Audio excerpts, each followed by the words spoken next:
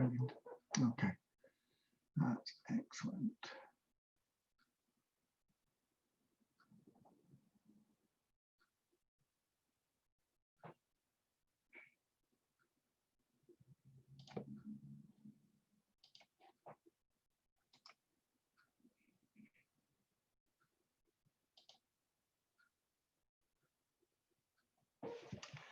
Okay.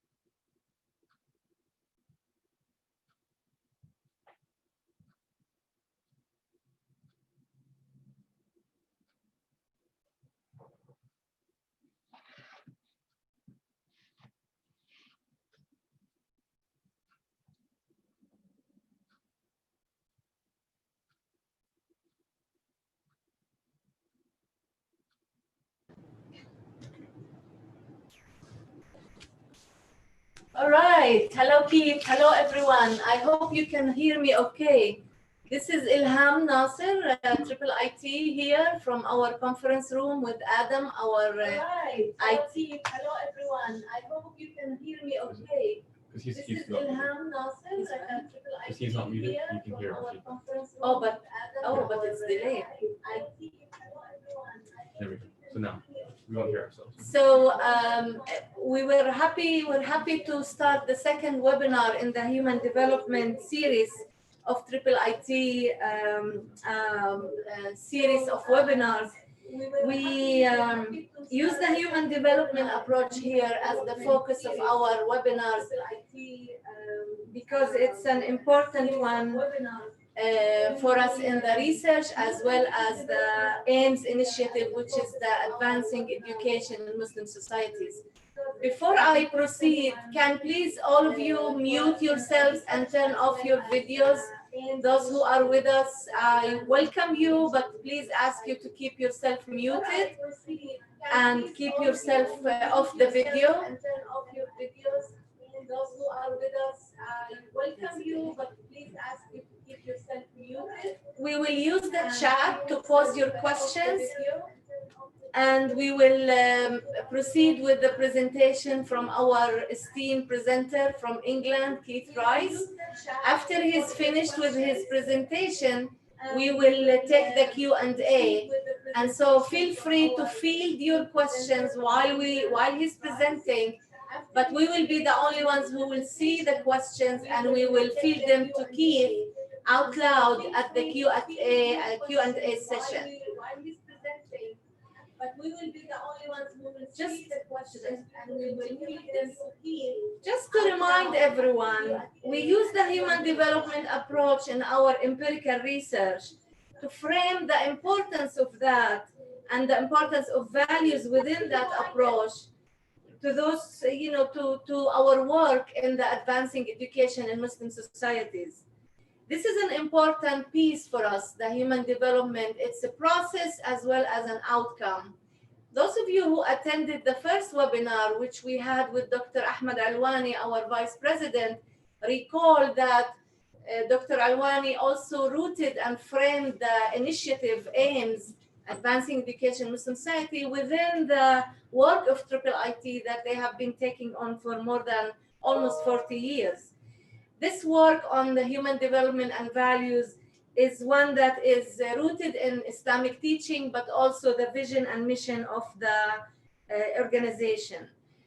We would like to spend some time today on the idea of the human development approach and talk to Keith Rice, who has been doing work on one of these models that we are exploring to not only frame the values and frame our empirical work, but also to see how can we interpret our work based on this trajectory where the process as well as the outcome are important. And when we say outcome, we really mean that we get to a point where all people, all humans, whether they are all humans and creatures, whether they are in Muslim societies or not, can benefit from this state of prosperity, state of harmony, and what we call the state of oneness, not just the oneness with God, but also oneness with others and with other creatures, with our planet.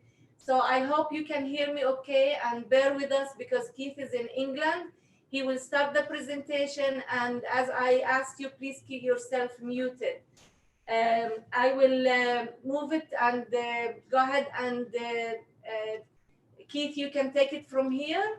And we thank you for this opportunity, and we're looking forward to sharing your ideas on the spiral dynamics model, which is one of the ones we're exploring in the human development sphere and theories, and we will learn more about it today. Thank you so much all for joining us, and please proceed, Keith. Okay, thank you. Good to be able to do this, and thank you very much to Ilham and the Institute for the opportunity to present to you. I'm going to share the screen and show you slides from a PowerPoint to illustrate the spiral dynamics model, and I'll also be referring to a couple of other worksheets or questionnaires that you should have had mailed out to you, and hopefully you'll have had the time to complete. So I will now move to sharing the screen. While you share the screen, Keith. Oh. I can do this. Is this okay? While you are sharing the screen, we lost power. How am I going to keep going? Okay, it started back up again. Keith, can you hear us? Keith? Yes, I can hear you fine. Am I okay to move on? We have to turn it on again. Yes. No, this remote. Shall I proceed? Yes, Keith, can you hear us now? Can Yes, you hear us? I can hear you fine. Yeah, we lost power for a second. That was kind of weird. Sorry about that. But while you're sharing, I just want people to know that we sent the link twice to the documents, because the first time it seems like the document wasn't clickable. So I hope everyone has it. If not, just please chat and let us know. Okay. Go ahead, sorry. Right. Thank you, folks. Right. I'm going to start with Abraham Maslow's model of the hierarchy of needs, which was developed into what we now sometimes call spiral dynamics. Maslow's hierarchy, which I'm sure some of you will know about, is the most used piece of psychology in the world. It's used in marketing, it's used by police forces, it's used in social work, it's used in education. And you can see in front of you the basic 1943 model. A couple of points to note about this. First of all, that if a lower level of need gets into trouble, then attention goes from the higher level to the lower level. So if I look, for example, at the esteem level, I have reasonably good self-esteem. I'm quite confident. I'm very proud of some of my achievements. But if the level below that, the love and belonging level, was to get into trouble, say, for example, my wife were to leave me, then my self-esteem would most likely collapse while I tried to sort out my love and belonging needs. So that's an important Maslow principle that goes right through spiral dynamics. So we need to make sure each of the lower levels or needs is dealt with before we can fully take on the higher levels of need. The next thing to talk about before we move on is the self-actualization level. This is often thought of as being all you can be, fulfilling all your potential. It's often used this way, for example, in sports coaching. Maslow came to redefine that level. So if we look at the final 1971 version of Maslow's hierarchy of needs, then you will see that, first of all, he's got a higher level, transcendence, which we'll talk about a little bit more later. And he's also shoved in two in-between level needs: aesthetic needs, the needs to appreciate people, the planet, beauty in life, the universe, etc., and also the need to know and understand. Okay, so in redefining the model, Maslow redefined self-actualization, and he made it more a meta level of abstractive thinking. Now that's a few complex words, but we'll come into that a bit more later. You'll notice that at the top here we're talking about Graves' influence. It was Graves who led Maslow into recognizing the higher level of transcendence, and Maslow had already started to redefine self-actualization, which meets what we call the yellow level in spiral dynamics. They are effectively the same thing. Right, now I'm going to break off sharing the PowerPoint screen, and I'm going to move to show you one of the sheets that was sent out that hopefully you will have seen, the attitudes towards life checklist or questionnaire. So the idea is you take one area or look at different areas of your life and you tick what is most important to you or the closest to the way you feel about that area of your life. And hopefully you will all have had the chance to complete that, and you will have identified in each area of your life which level or which type of thinking is closest to the way you think and feel about things. Right, I'm going back to the PowerPoint now. So, you can see the PowerPoint there. We're moving on now to look at the spiral dynamics model. Now, please look at your attitudes towards life questionnaire as we look at each of the ways of thinking in the Graves or spiral dynamics model. So purple thinking is very much about belonging and finding security in belonging. So if you look at that sheet and most of your ticks are in the purple level or purple type, then that would indicate that you are very much centered in purple thinking. If you ticked a lot of red statements, then that would indicate that your thinking is very much in red. I'm further dashing through these at the moment. We'll talk about them in a little bit more detail in a few minutes. If you ticked a lot of blue statements, then that would indicate your thinking is in blue, or dominated by blue, I should say. Orange, then your thinking is orange, achievement oriented. And if you tick the green boxes, then that would indicate that that is your way of thinking. Hopefully you will find a reasonable match between what's on the screen and what you ticked on the questionnaire. If you found the questionnaire frustrating because none of it quite seemed to reflect the way you think, and you thought it was a bit too simplistic, then possibly you think in yellow. It's very much at the center of the way you think. And in the Graves model, as with Maslow, because yellow thinking is what Maslow later redefined self-actualization as, it's a very much more advanced and sophisticated way of thinking. Now, if we look at the complete spiral dynamics model, you'll notice that there are two aspects to it. One is what we call the life conditions here. So that's your life circumstances. This is the other side, is the motivational system that you should have, ideally, to be able to deal with those life conditions. So we call these V-means, that's a technical name for it, if you like. And each of these ways of thinking should be the best match for the different life conditions. Okay, so that's the full spiral dynamics model. Can look a bit overwhelming when you first see it.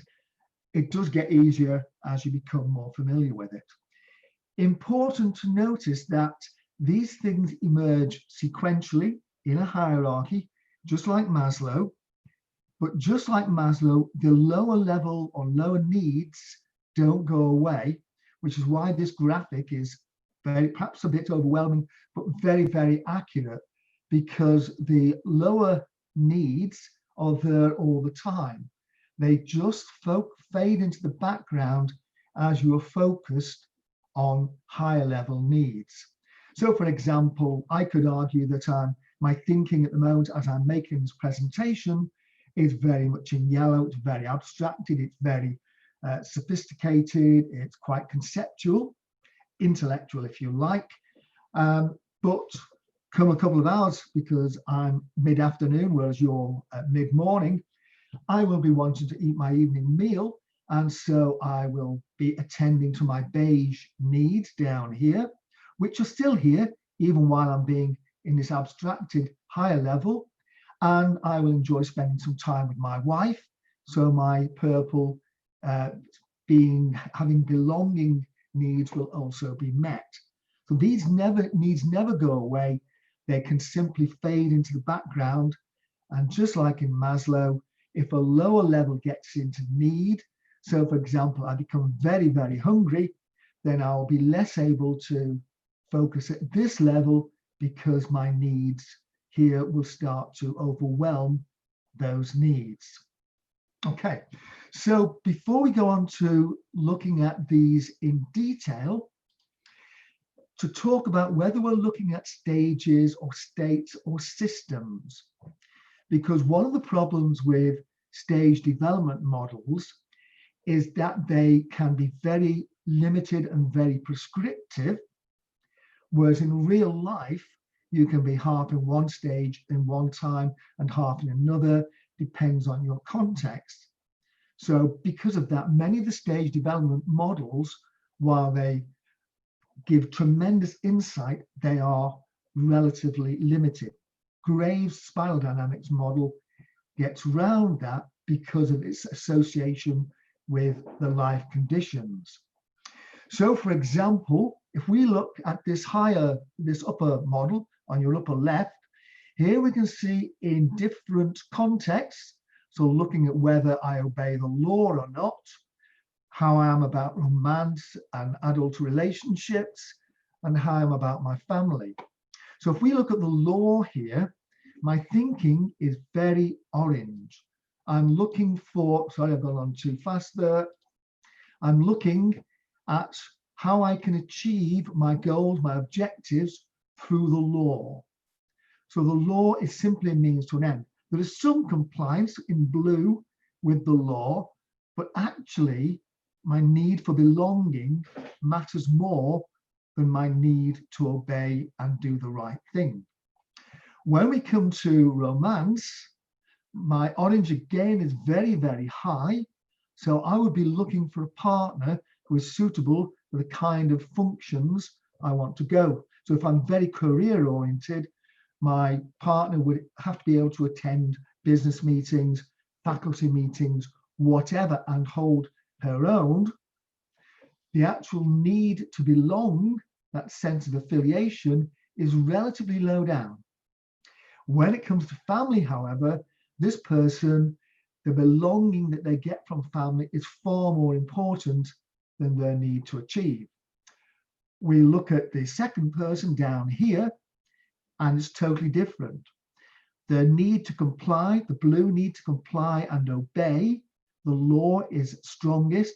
There's still a strong achievement orientation in the orange. There's also a need for a recognition of human rights in the green consensus way of thinking. And also, there's also some strong red, I want to do what I want to do thinking there. And you can see we get variations like this again in romance, and again in the family, they are quite different to the person here. So people can have quite different sets of values, quite different sets of needs and motivations from somebody else, and they can vary according to context. So we see this in the fact that orange dominates this person when it comes to romance, but they're very, very obedient to the law. But when it comes to family, belonging in the family is what counts. Now, for some people, they can experience really fast change in certain circumstances. So this graph here is meant to symbolize how the motivations can change literally hour by hour. So in hour one, yellow thinking, highly flexible, looking to understand other things, is very strong. Orange is pretty strong too. The second hour, the same person, perhaps because they're now with their family, purple, the sense need to belong is very strong, and so yellow is still strong too. We looked at the same person hour three, and my goodness, red is now the strongest. So the motivations can vary by context and by time. So if I give an example from myself, when I do in-class face-to-face workshops, I like to have a lot of fun. So there's a lot of red in the way I teach. Okay, there's a lot of blue because I want to make sure that the information I give is accurate, and there's some orange there too because I want my workshops to be a success and for it to further develop my career. However, if the college principal were to walk in and observe one of my lessons, the red fun element would decrease and the blue element would increase, because I would be extra careful to make sure I met all the college guidelines and protocols for how to deliver a workshop. So the context and time can bring about changes in the way people think. Okay, moving on to have a look at this in a bit more detail. So the AN or beige level. Important to note here that Graves did not originally apply the colours. That was applied by Don Beck and Chris Cowan, who took the model in South Africa, and Don Beck was very involved in working with Nelson Mandela to bring about multicultural democracy in South Africa using this model. So Graves originally used letter pairs, so A to M symbolized the life conditions, N to Z symbolize the motivational or V-mean response. So looking quickly at beige, it's precognitive, so a kind of animalistic level, okay, immediate satisfaction of physiological needs. But say here that sex is purely for procreation, not for affiliation, not for pleasure. It's just purely an animal level survival action or activity. If beige starts to malfunction, because as we shall see at the end of the presentation, these systems are based on neurological systems in the brain. Okay, so if the brain starts to malfunction and beige stops working properly, then the individual will lose the will to live. Okay, looking at it in terms of society, it's pre-society. It kind of herd-like groupings. Because one of the beauties of the Graves spiral dynamics model is it can be applied both to society and to the individual. So in this case, beige, when it's dominant, would be a precognitive, herd-like, animalistic grouping. On an individual level, it's baby on the breast. Baby just wants to be warm and fed. Okay, next level or system to emerge is purple. And this is finding sense of belonging in a mysterious, scary world. So we belong to tribes, families, teams. This can lead to an in-group, out-group effect. So who do I belong to? That is my in-group. Okay, who is the out-group of people who are not part of my in-group, my tribe, my family, my team, my whoever, whichever grouping it is. And this, it can be argued, is behind discrimination, behind racism, because things like color of skin, language, accent, color of dress code are markers of people who are different from my tribe. So looking at these markers of difference help people whose thinking is in this system to decide who they can trust, people who are of their grouping and people who are outside their grouping and therefore potentially the enemy. So this has a lot to do in explaining how tribal thinking can affect our modern society. Okay, it's very traditional. Customs and norms are adhered to that have been followed by generations. Strict description of gender roles. So, for example, men are the breadwinner. Keith, Yes. Keith, can you hear me okay? Yes. Yes, Sorry, ma'am. we have been trying to convey to you that the PowerPoint is not showing, it's just the Word document. Apologies, everyone, we were having some technical difficulties. Can you please stop sharing the screen and share the PowerPoint where you're at right now? We already shared the PowerPoint in chat. Thank you. Okay. So you have to exit and then go to the PowerPoint. Right. Okay. Thank you. We'll do that. Just the slide where you're at right now. Right. Okay. Host, you've disabled my participant screen sharing. So go to share screen. Go to share screen. And allow him.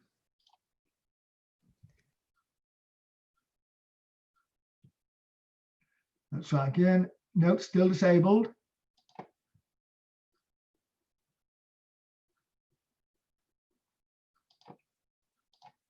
Right, we're back.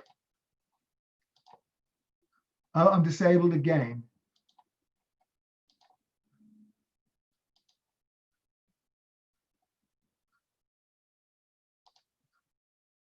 Still disabled.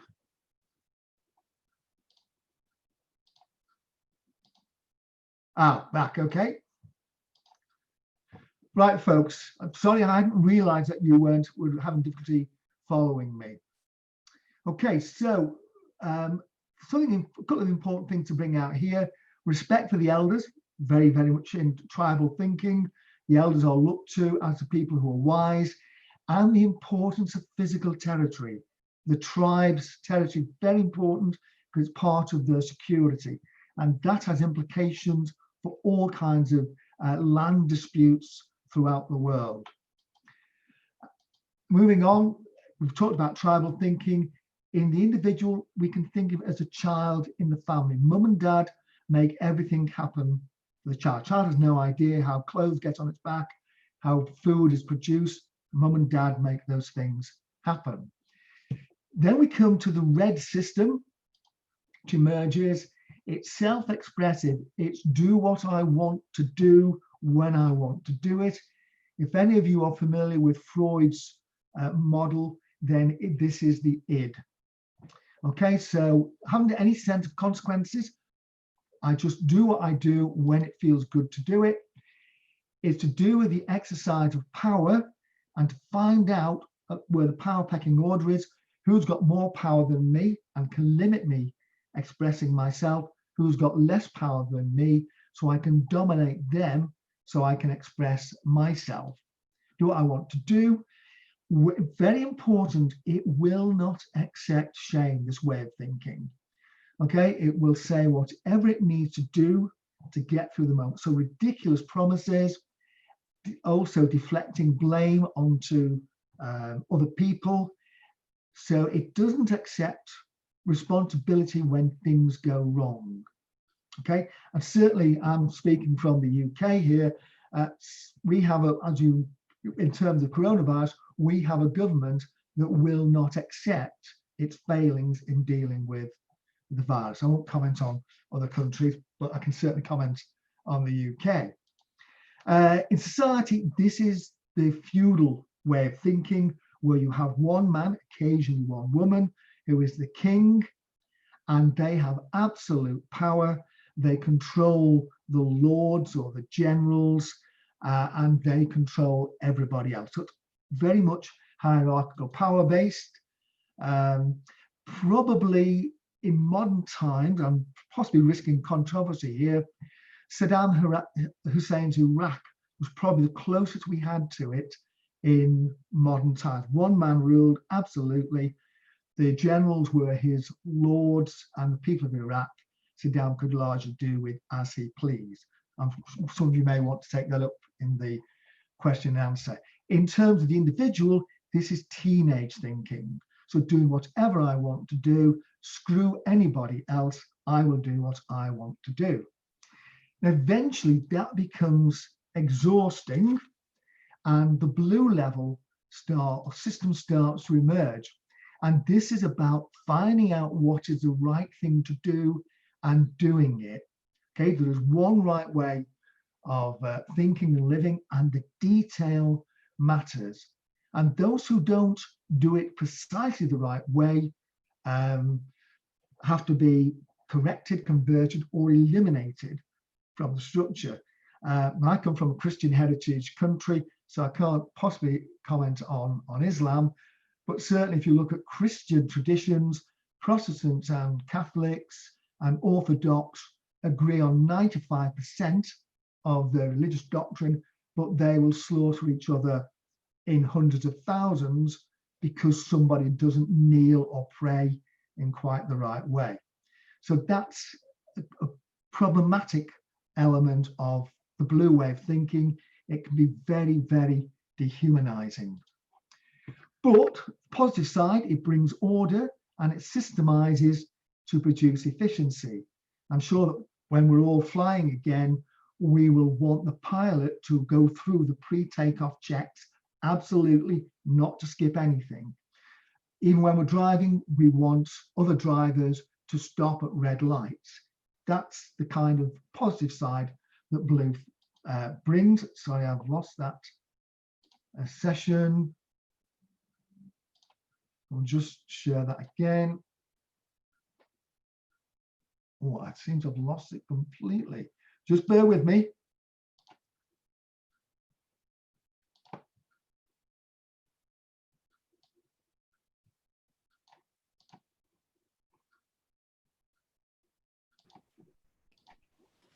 Right, can you see that again? Do you want to show the PowerPoint? Not yet. You want to share it again? Yes, please. Okay, go ahead. Right, okay, that's great. Thank you. I'm not seeing it for some reason. Just please bear with me. Sure. Right, so I'm just going to close that and come out of it and try again. Yes. Ah, there we go. It's there now. Okay. So the blue way of thinking, okay, as we said, it can be found in religious doctrines, quality systems, those of you who've dealt with quality systems, and government procedures, all very much, you have to absolutely follow that one way of thinking. Looking at it in society levels, it's trading systems like the World Trade Organization. There are rules that everybody has to follow. In terms of individualism, and I've lost it again for some reason.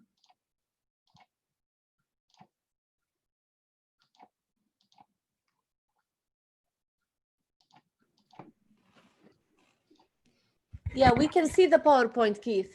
You can see the PowerPoint. I can't. Oh, right, I can now. Yeah, fine. Okay. In terms of the individual, there is no individualism. There are no individuals where the blue system is concerned. Everybody has to obey.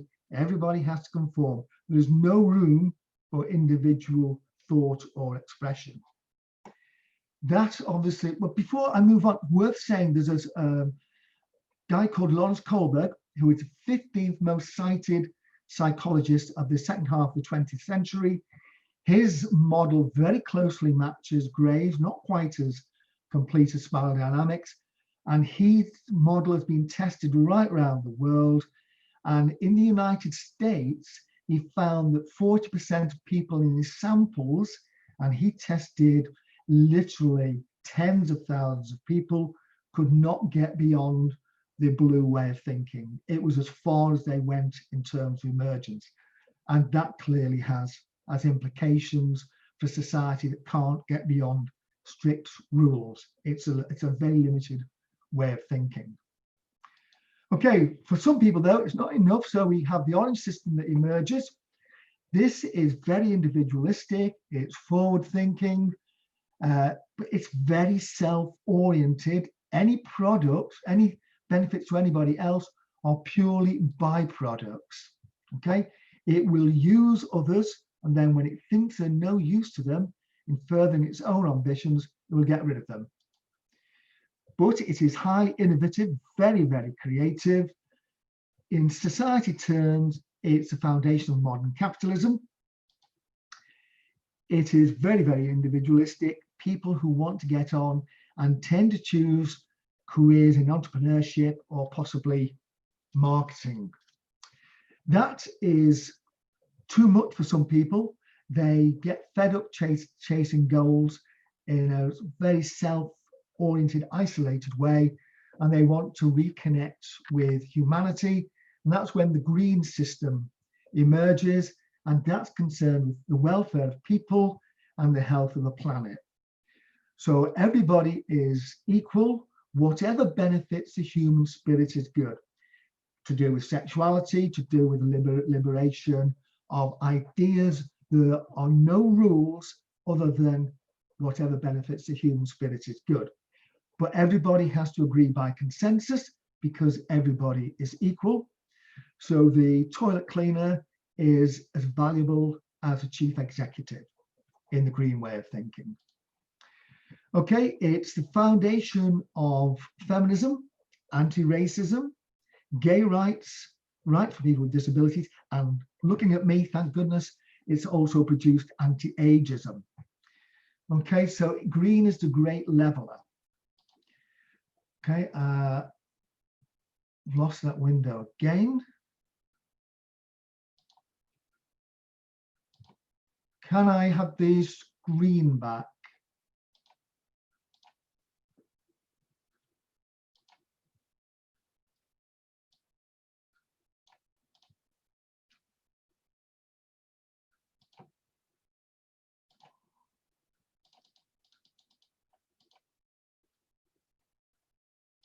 Okay, can you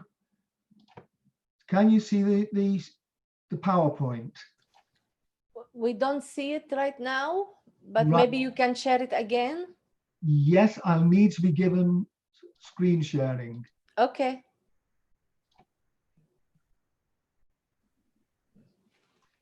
So let's try that again. Yes. Yes, I can see it.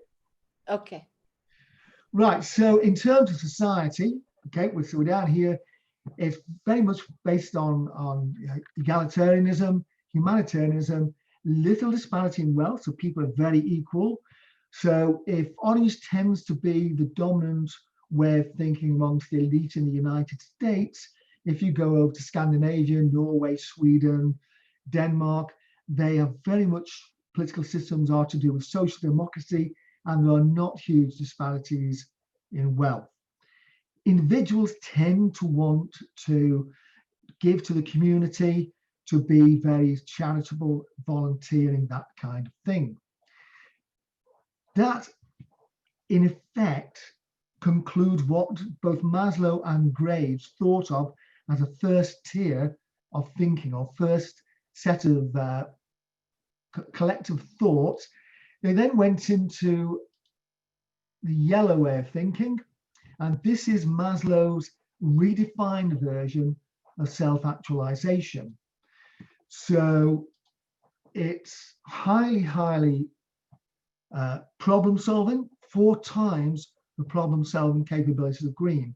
Graves did immense number of psychological tests with volunteers and found that those who could think in yellow were much better at problem solving than green. Highly flexible, and it also understands all the lower ways of thinking. So yellow understands orange needs, understands green needs, blue needs, purple needs, red needs, etc. And it can deal with them and see that everybody's needs are met. Also important, it can live with uncertainty.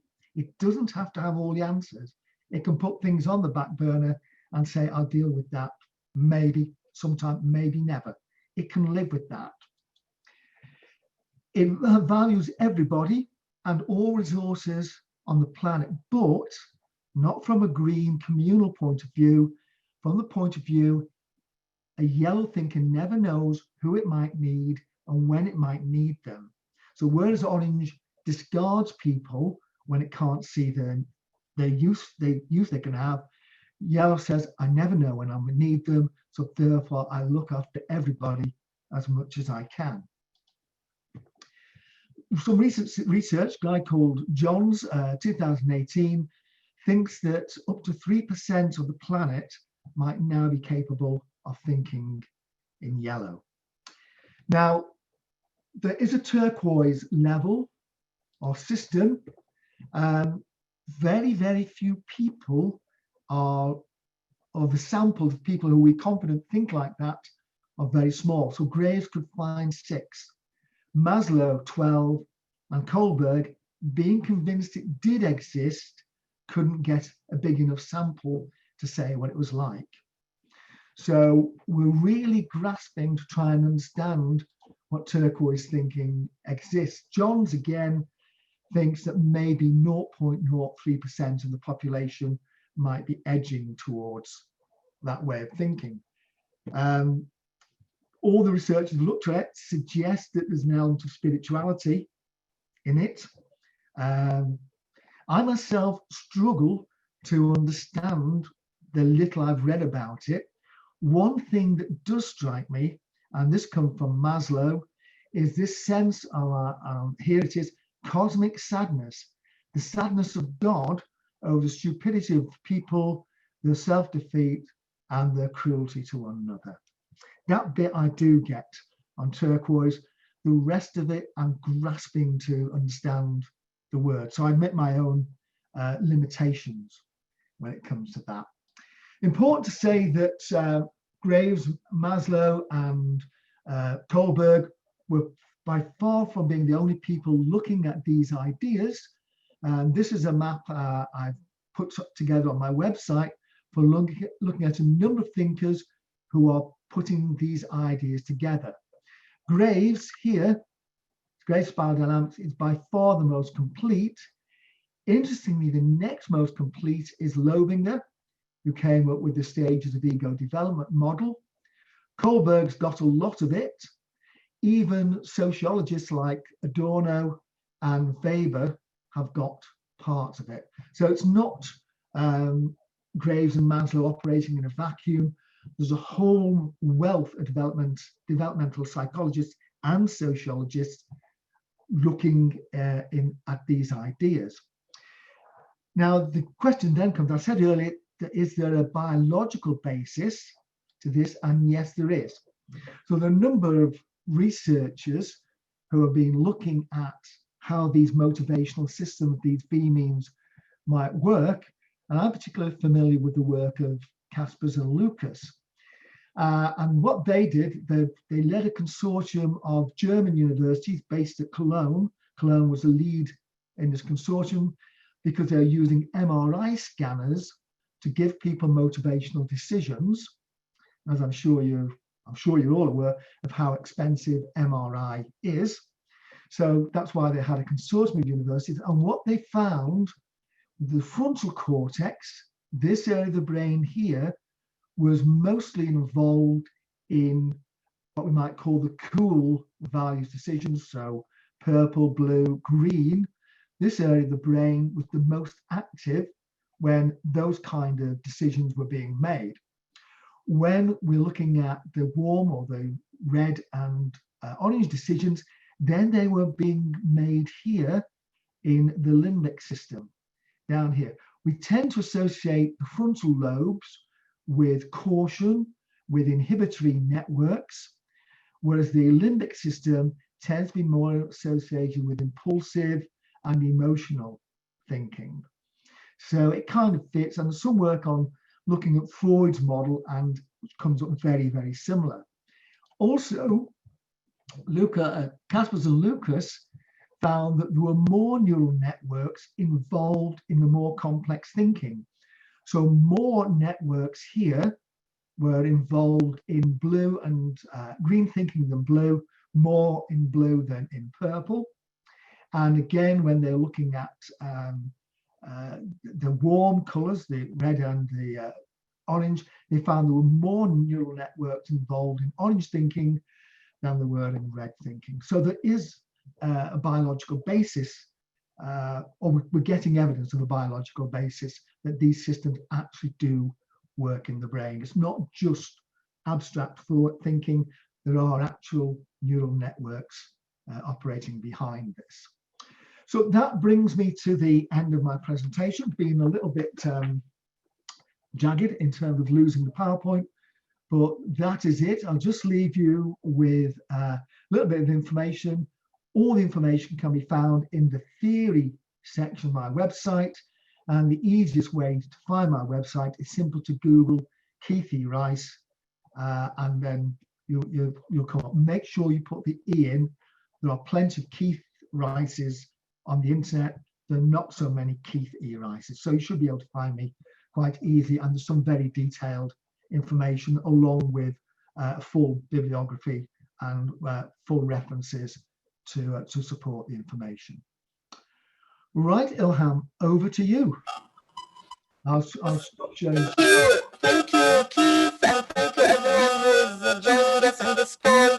Apologies again, Zoom was refusing to share the screen between both of us. We apologize for the technical difficulties, but despite that, thank you for a rich and simplified presentation of the spiral dynamics model. We know that it's actually a very complex one because it's spiral and it's dynamic.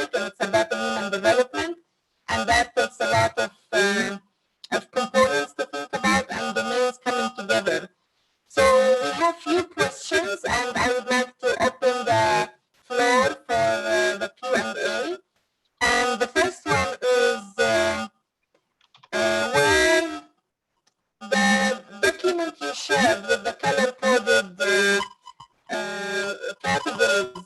Someone asked, can this be something that we have to see where we are right now, or a place that we aspire to? I can't make anything out, Ilham. The sound is totally distorted. Okay, I'll try again. I'm Right, saying I can hear you now. yeah, the question is, are we, when we look at these colors and the color-coded states of mind or categories, components, do we look at it from where we are right now or where the place we aspire for? That was one of the questions posed by one of our participants. Right. The answer is you look at it from where you are. So try to identify where your thinking is and is it relevant to the life conditions that you're experiencing, the context you're in, and the issues, the problems that you face. It may be that a more sophisticated or higher level of thinking is appropriate and certainly a good one to aspire to, but Graves would certainly argue that you need the thinking that's appropriate to the life conditions you're experiencing.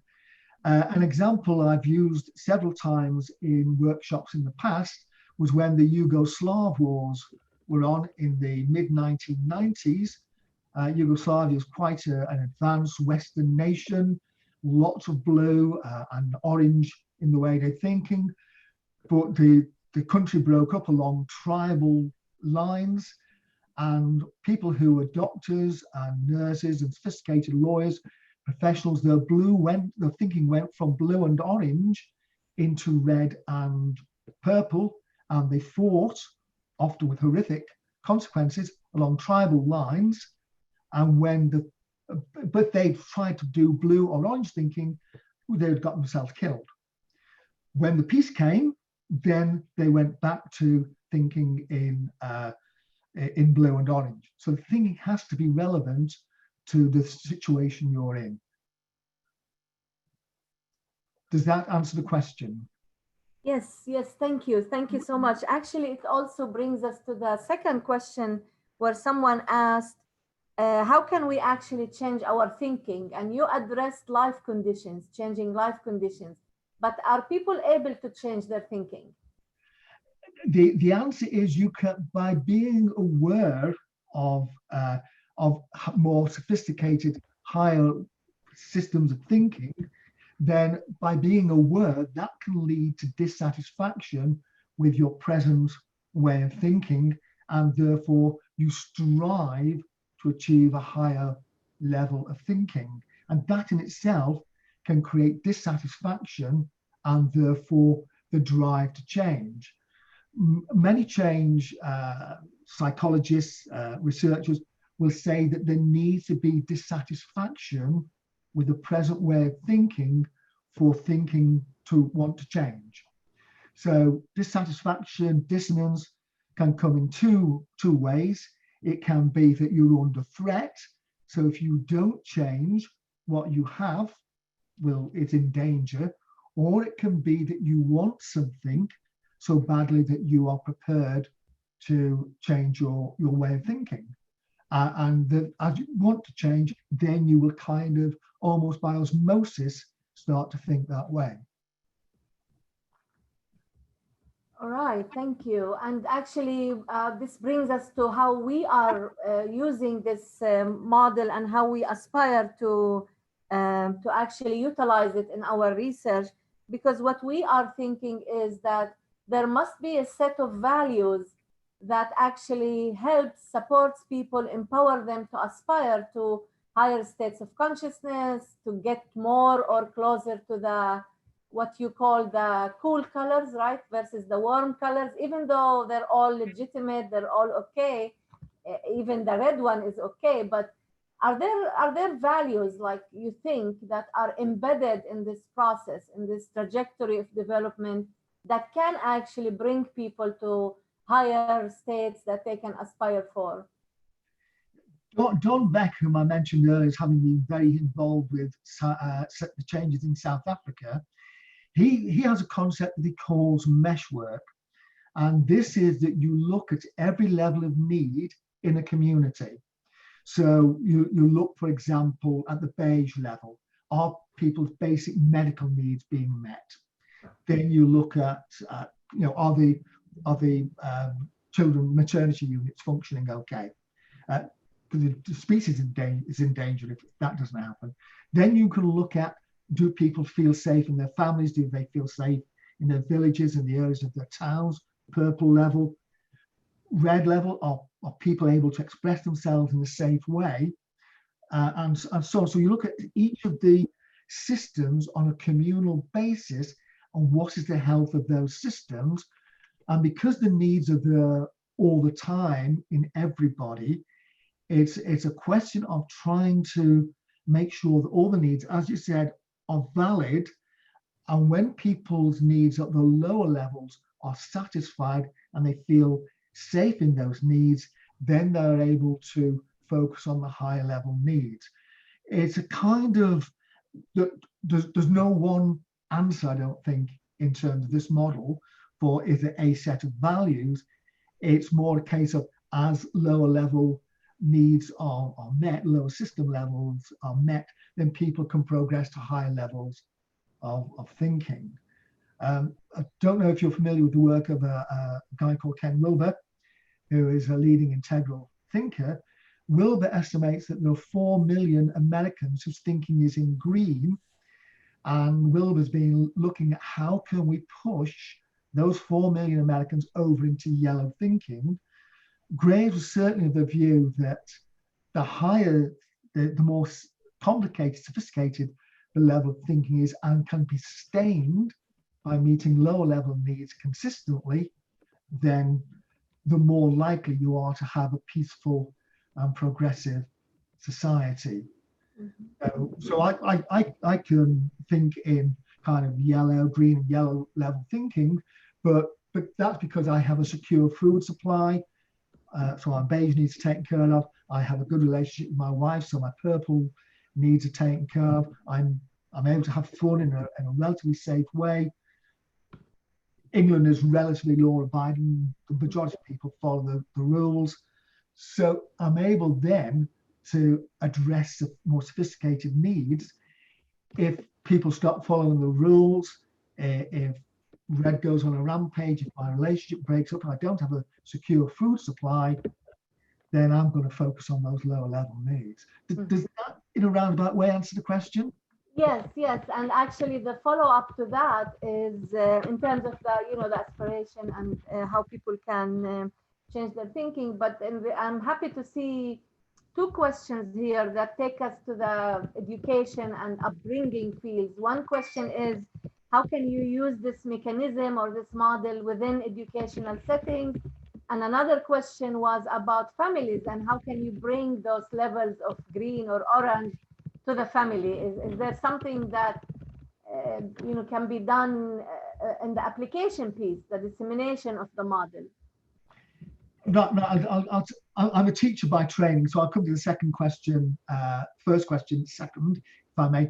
The first question, I think, is how do you make families more secure?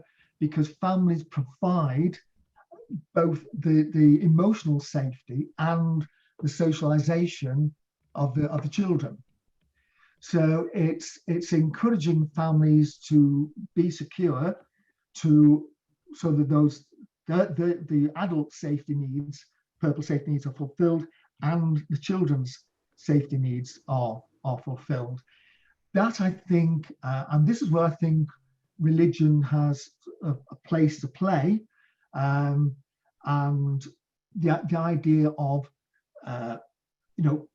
for example, fidelity amongst adults, the man and the woman to each other, if we're talking about a heterosexual relationship, placing value on fidelity, security, which helps the adults feel secure and helps the children to feel secure. And then you can, if you like, socialize the children with positive values. Psychologist called John Bowlby, long dead, where he came up with a model of attachment that perfectly fits with the purple elements in spiral dynamics. And Bowlby talks about the need to make children feel secure so they attach to their parents and parents give them good role models. And from that, the child has a good self-image and is then, as the child grows up, able to form secure adult relationships.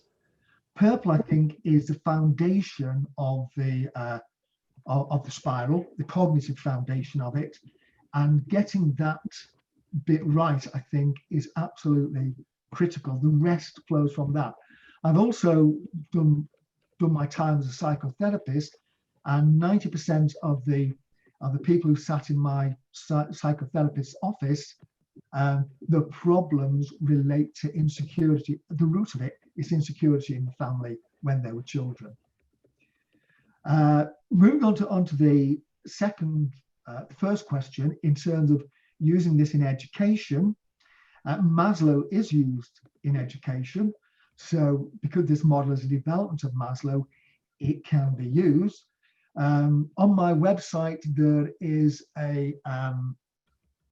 I've got a couple of pages. There is an education section under the society part of the menu. There is a section on education, and it is a graphic which illustrates how children from insecure homes, so their purple's damaged anyway, go into a school situation where, because the blue rules aren't enforced properly, therefore that allows red, so school bullies, for example, to traumatize children who are already insecure and make teaching very difficult to happen. Don Beck used that graphic I did at the World Education Fellowship Conference, I think in 2001. I've also put a kind of solution to it. So maybe some of the participants in this session, if you go to my website, look under society on the main menu, then look for education, you will find some material about analysing, use this model for analysing and possibly treatment of the issues too. Wonderful, thank you, Keith. And we're almost running out of time. And you did address the last question a little bit, but can you claim that this model is universal? Yes, I can. And I'll bring to, because I operate under the title of integrated social psychology, not strictly spiral dynamics, although I have done Beck's mission to do that, because I incorporate other models such as Maslow, such as Lowinger, and such as Kohlberg into the way I write and the way I teach. Kohlberg, first of all, to do with Maslow's model is often criticized as being very Western and very self-oriented, partly because of the name self-actualization. But in fact, Maslow got many of the ideas from living with the Blackfoot Indians on the Canadian border. And he talked about their collectivist ways of thinking as providing the basis, so safe collectivist thinking, providing the basis for what we now call yellow thinking, effectively then called self-actualization. So he saw that as coming from a collectivist way of thinking, so he valued that. Moving on to Kohlberg, Kohlberg's model, which as you briefly saw maps very closely spiral dynamics, Kohlberg's model has been tested in just about every known developed society and some less developed societies throughout the world, and the stages of emergence have been found to be consistent right around the world. The only major variation, so obviously a few minor variations, but the only major variation is that people in industrialized societies tend to go up the systems tend to emerge faster than they do in rural societies. But otherwise, Kohlberg bears it out that it is worldwide. Right.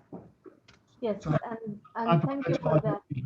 Yeah, and thank you for that. Of course, Kohlberg was criticized for including certain samples in his research, and Gilligan's work regarding gender and women and how they see moral development has been actually something that came after but I think his grounding of these different stages of moral reasoning, moral development is at the heart of a lot of different theories, including the spiral dynamics. So thank you for bringing all of these different theories and thoughts, Maslow, Kohlberg, and the spiral dynamics together for us.